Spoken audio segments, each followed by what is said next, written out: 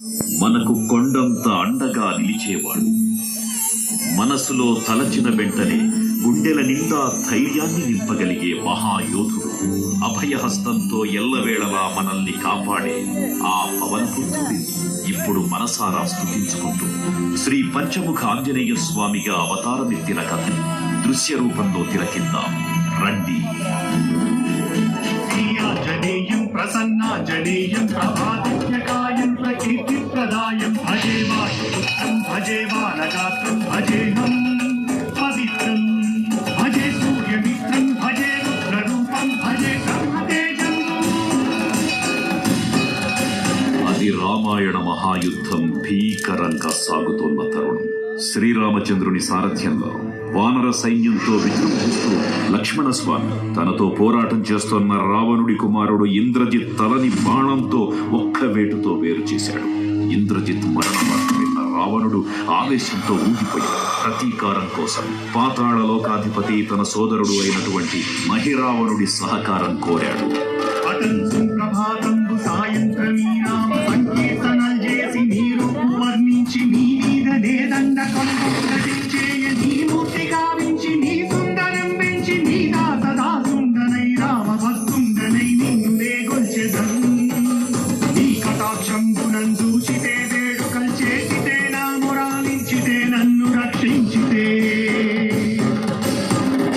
తంత్ర విద్యలో ఆరితేరిన మహిరావణుడి దాడి గురించి విభీషణుడి ద్వారా ముందుగా తెలుసుకున్న హనుమంతుల వారు తన ప్రభువుల విశ్రాంతి మందిరానికి కాపలా ఉండగా ఆ దుష్టుడు లోపలికి ప్రవేశించడానికి పలు ప్రయత్నాలు చేసి చివరికి మాయోపాయంతో విభీషణుడి రూపం ధరించి మందిరంలోకి ప్రవేశిస్తాడు. నిద్రిస్తున్న రామలక్ష్మణులను అపహరించి పాతాళ లోకానికి తీసుకొని పోతాడు.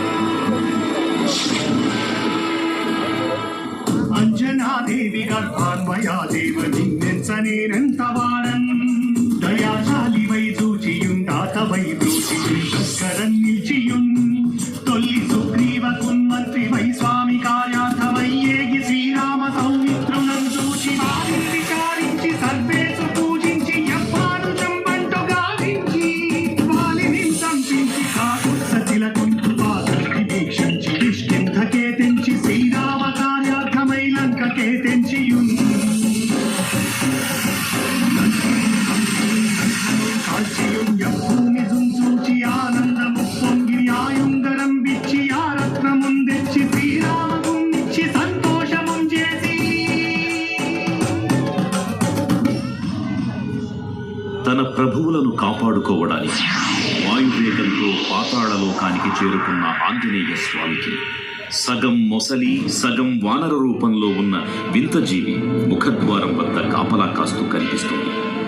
ఆ జీవి మకరధ్వజుడు అనే తన పుత్రుడని మహాసముద్రాన్ని దాటుతుండగా నీటిలో పడ్డ తన వేదవిడు ఒక మొసలి గ్రహించడం వల్ల జన్మించాడని తెలుసుకొని ఆశ్చర్యపోతారు హనుమంతుల వారు.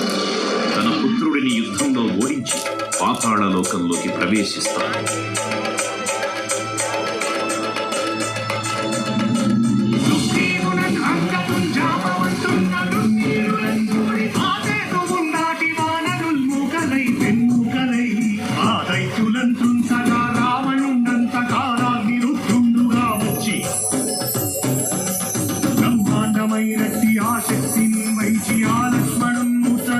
పగానప్పుడే నీవు సంజీవిని తెచ్చి సౌమిత్రికి నిచ్చి ప్రాణంబు రక్షింపగా కుంభకర్ణాదులన్ వీరులన్ ఘోర శ్రీరామ బాణాగ్ని వారందరిన్ రావణుం సంపగానంత లోకం పురానందమయ్యుండ నవ్వేల నంది భీషణు వేడుకంతోడు కన్వచ్చి పట్టాభిషేకంబు చేయించి సీతామహాదేవిని తెచ్చి శ్రీరాముకున్నిచ్చి అంతన్నయోధ్యాపురించొచ్చి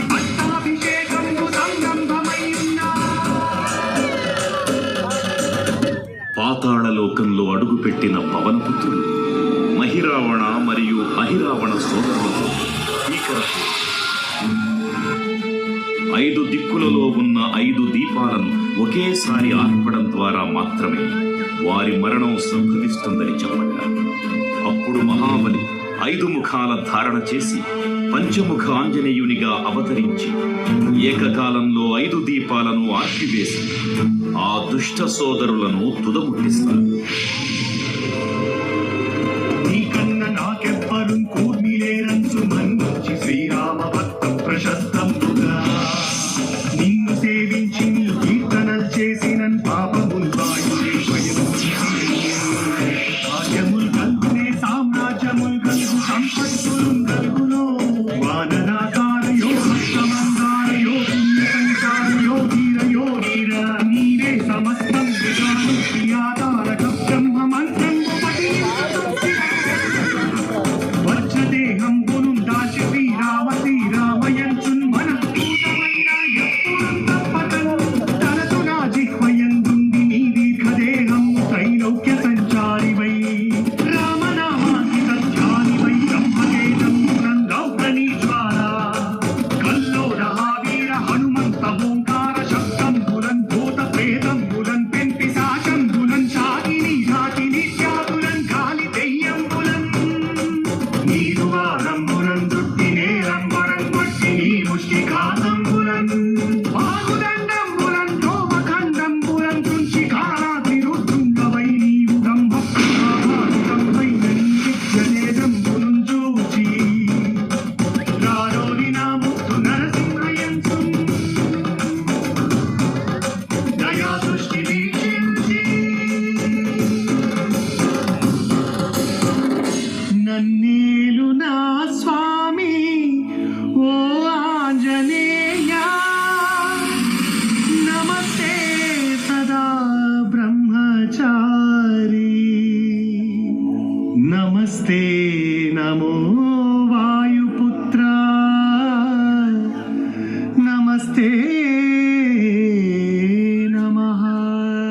తూర్పు దిక్కున చూసే శ్రీ హనుమాన్ ముఖం సర్వపాపాలను హరించేదిగా, దక్షిణ దిక్కున చూసే శ్రీ నరసింహుని ముఖం శత్రుభయాన్ని పోగొట్టి విజయం చేకూర్చేదిగా, పశ్చిమ దిక్కుని చూసే శ్రీ గరుడ ముఖం భూత ప్రేత తాంత్రిక భయాలను పోగొట్టేదిగా, ఉత్తర దిక్కు వైపు చూసే శ్రీ వరాహ ముఖం గ్రహదోషాలను హరింపజేసి అష్టైశ్వర్యాలను అందించేదిగా, ఆకాశం వైపు చూసే శ్రీ హయగ్రీవ ముఖం విజ్ఞానాన్ని, విజయాన్ని, ఉత్తమ జీవిత భాగస్వామిని అందించేదిగా పురాణాలు చెబుతున్నాయి.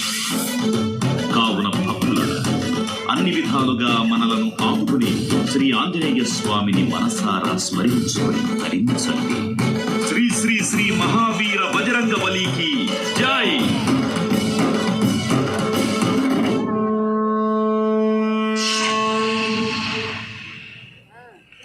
జై శ్రీరామ్, జై జై శ్రీరామ్. భక్తులకు